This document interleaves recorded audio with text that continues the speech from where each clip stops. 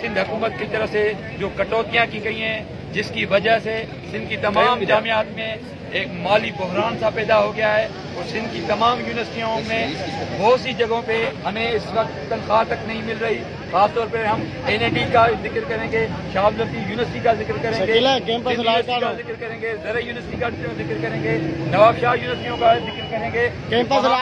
ہمارے ساتھ بہت مسائل ہیں۔ حد یہ ہے کہ ڈیلی ویجز کی تنخواہ 3 مہینے سے نہیں دی جا رہی۔ ہمارے ریٹائر جو ہمارے ملازمین ہیں ان کی بیواؤں کو ہم پینشن تک نہیں دے سکتے۔ ہمارے ساتھ بہت زیادتیاں ہیں، ناانصافیاں ہیں، اور ہم حکومت کو واضح کرتے ہیں کہ ہمارے اگر مطالبات یہ ہم دے رہے ہیں، اگر چند دنوں میں نہیں ہوئے تو سندھ کی تمام جامعات وزیر اعلیٰ سندھ کا گھیراؤ کرے گی، پریس کلب پہ دھرنا دے گی، اور ہمیں پورے سندھ سے ہمارے پولیس یہاں پہ آئیں گے اور ایک بھرپور احتجاج کریں گے، اور تب تک واپس یہاں سے نہیں جائیں گے جب تک ہمارے مطالبات پورے نہیں کریں گے۔